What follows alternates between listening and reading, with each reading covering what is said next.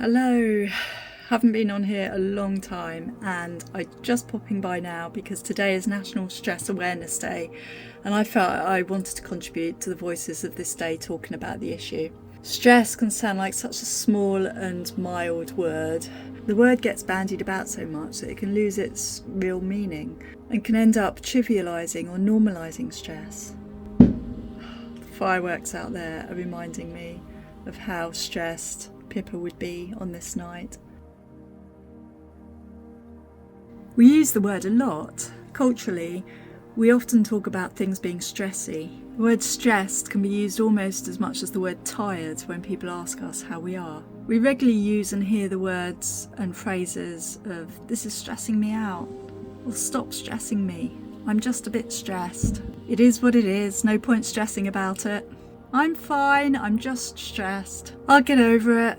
So the severity of the effects of stress can be undermined in this way, instead of the word actually being used to raise awareness about its real effects and enable people to address the problems they're facing and better support themselves. It's become an assumption that everyone's stressed these days and that stress is just a normal part of life. Stress can get masked as productivity or something positive. We often hear people saying, "I work best under stress." And there's truth in that to a certain extent. Even I feel that I often work best when I'm right up close to a deadline. So a certain level of stress is motivating, and obviously certain types of stress are just essential human ways that we can protect ourselves or spur ourselves on to take action about something. But that's a totally different story to when stress becomes overwhelming and then motivation just moves into not being able to take any action at all and not really being able to function on a day-to-day level as effectively.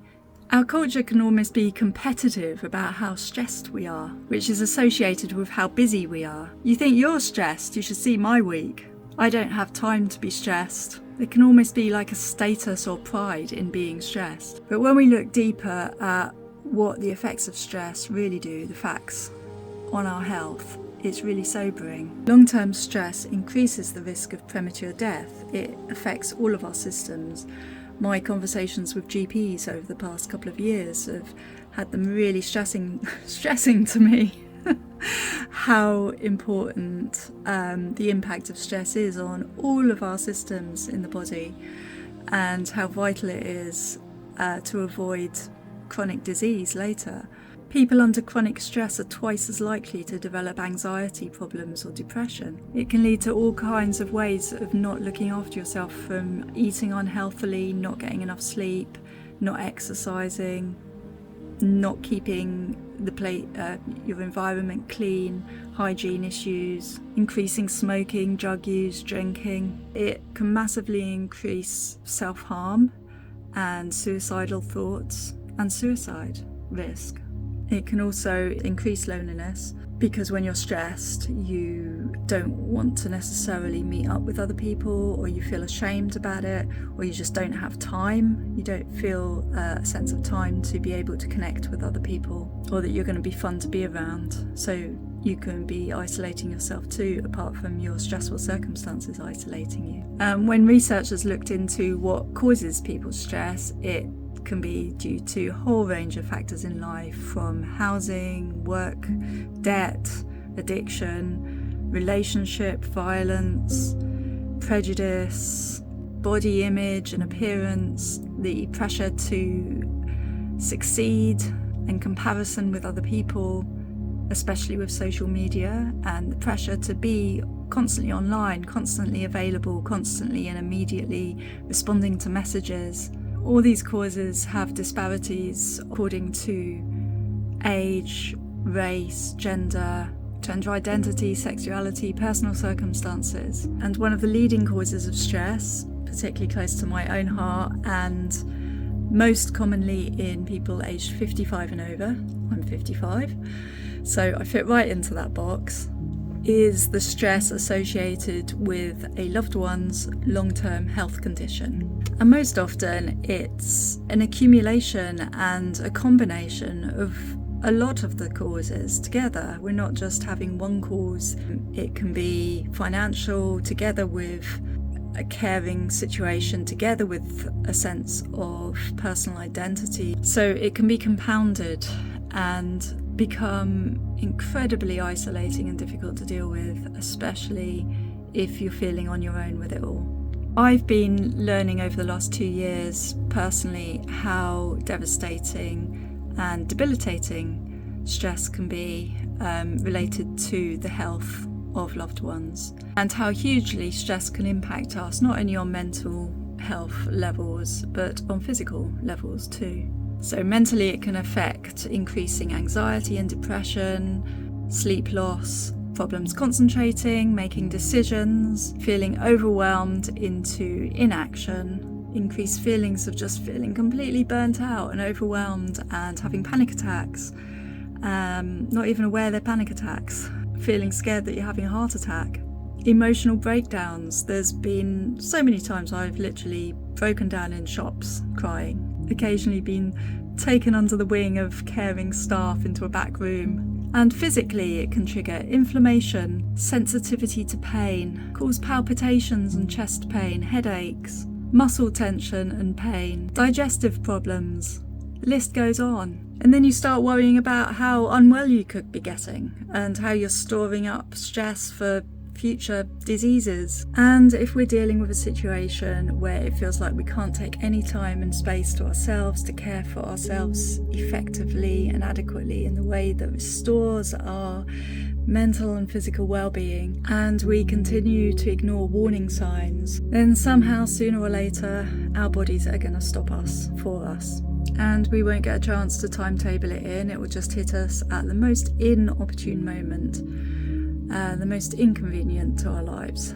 For the past couple of months, and particularly the last couple of weeks, I've really been feeling the reality of this hitting. I've been forced to stop at the worst time in a week when I'm wanting to be putting everything, all my creative abilities, into organising my mum's funeral.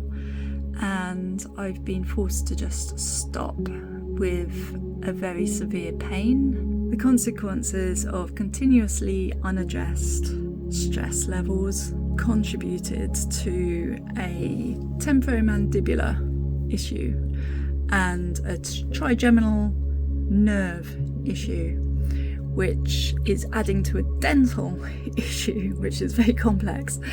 And the result is excruciating pain day and night, and right now just controlled by some very heavy duty painkillers, which actually a lot of the time don't even block out the pain. But right now I'm taking the moment because